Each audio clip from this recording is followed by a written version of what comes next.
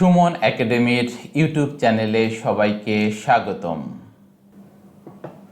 আমরা আজকে অধ্যায় 2-এর 22 পৃষ্ঠার 7 নং অঙ্কের আলোকে একটা যোগ্যতা ভিত্তিক অঙ্ক শিখব। অঙ্কটাতে বলা হয়েছে মাহমুদ সাহেবের মাসিক বেতন 35,000 টাকা, প্রতি মাসে তিনি 18,000 টাকা বাসা ভাড়া বাবদ এবং 15,650 টাকা পরিবারের প্রয়োজনে বাবদ খরচ করেন। অবশিষ্ট টাকা তিনি ব্যাংকে জমা রাখেন। প্রথম প্রশ্ন, মাহমুদ সাহেব এক মাসে কত টাকা খরচ করেন? এবার চলো আমরা একটু দেখি এক মাসে তিনি কত টাকা খরচ করেন। তিনি বেতন পান 35,000 টাকা, কিন্তু তিনি বাসা ভাড়া দেন 18,000 টাকা প্রতি মাসে।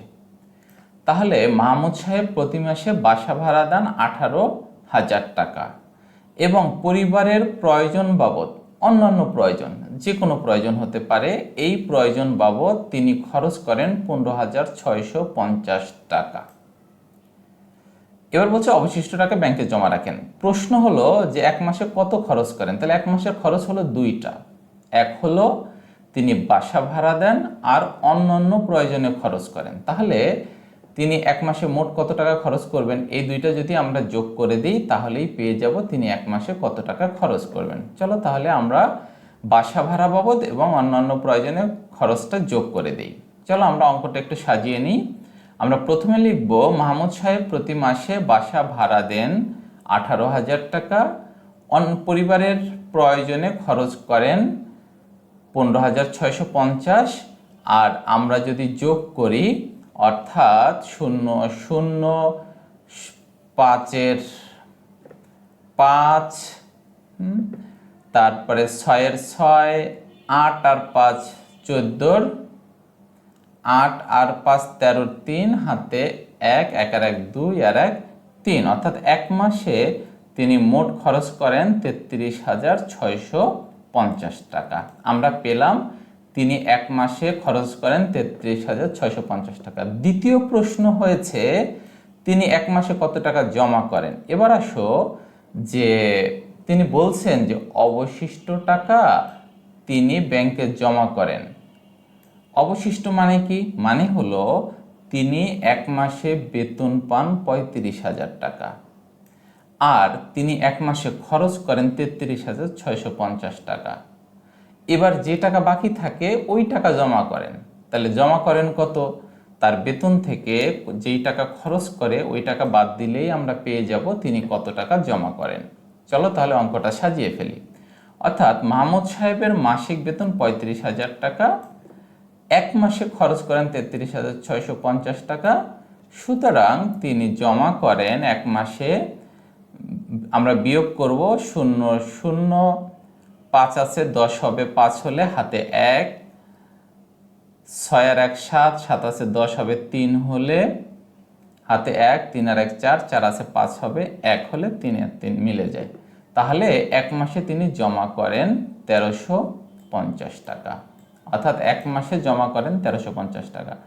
এবার গ নাম্বার প্রশ্ন করেছে যে তিনি এক বছরে ব্যাংকে কত জমা রাখেন। তাহলে এক মাসে যদি জমা করে 1350 টাকা, এক বছর মানে কি? এক বছর মানে হলো 12 মাস। তাহলে এক মাসে জমা করেন 1350 টাকা, সুতরাং 12 মাসে জমা করবেন 1350 গুণ 12, অর্থাৎ 12 দিয়ে গুণ করলে হয়ে যায়। চলো আমরা পরের অঙ্কে চলে যাই। আচ্ছা, তাহলে এই অঙ্কটা একবার তুলে নিলাম। দেখো প্রশ্নটা করেছে তিনি এক বছরে কত টাকা ব্যাংকে জমা রাখেন। আমরা জমাটা বের করি। আমরা জানি এক বছর সমান 12 মাস। ক খ নং হতে পাই এক মাসে জমা করে 1350 টাকা, সুতরাং 12 মাসে জমা করেন 1350 গুণ 12। এবার আমরা গুণ করলে কত পাই? গুণ করলে পাই 16,200 টাকা। উত্তর 16,200 টাকা। সুতরাং দিয়ে একবার লিখে দিতে পারো তিনি ব্যাংকে এত টাকা জমা করেন। তোমরা অবশ্যই রাফ করবে, এই ডান পাশে একটা দাগ দিয়ে লিখে দিবে 1350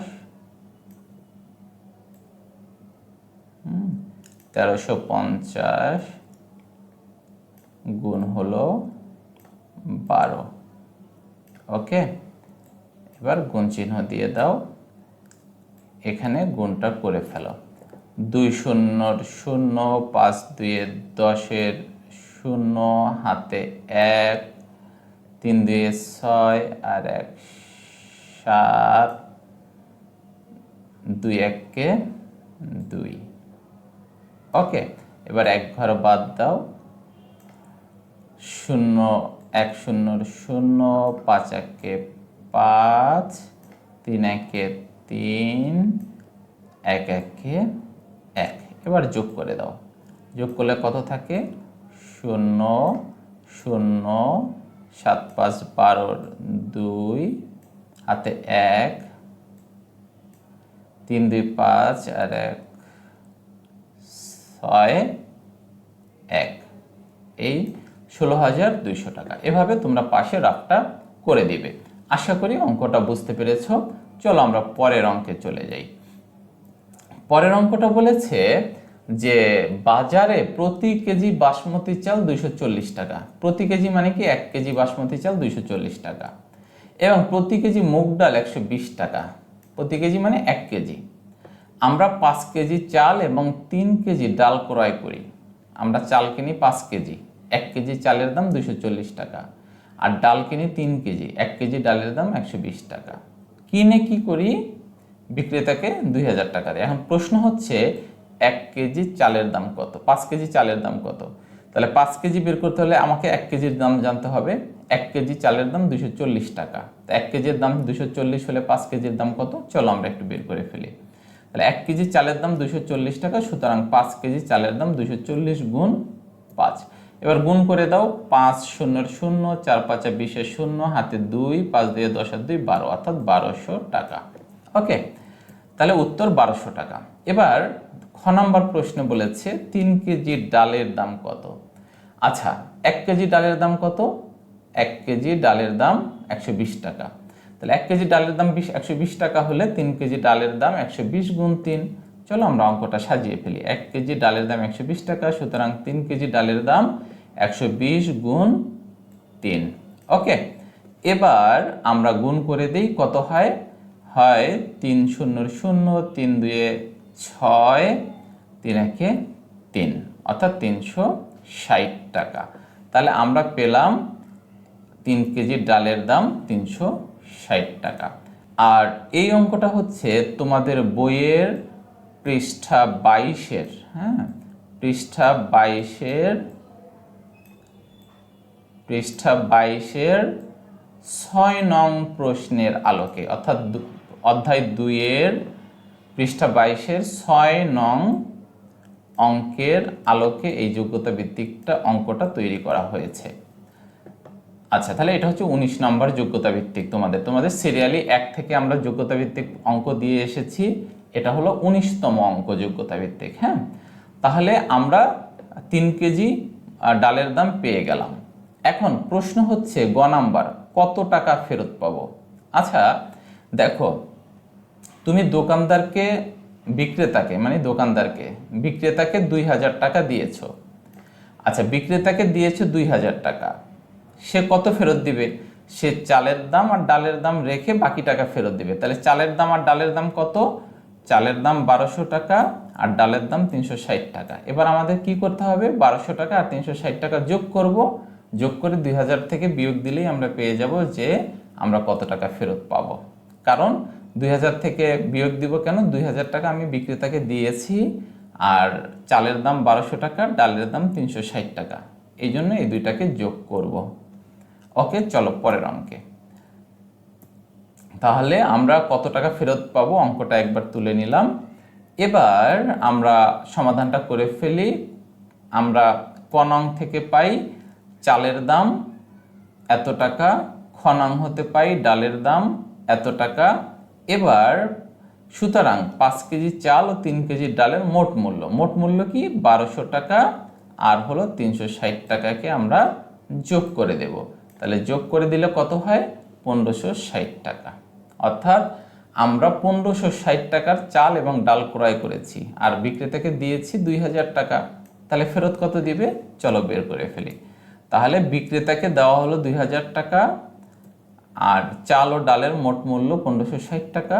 এবার বিয়োগ করে দেই, বিয়োগ করে দিলে থাকে 440 টাকা। শূন্য শূন্য, ছয় আছে 10 হবে 4 হলে হাতে 1, 5 আর 1 6, 6 আছে 10 হবে 4 হলে হাতে 1, 1 আর 1 2, 2 2 মিলে যায়।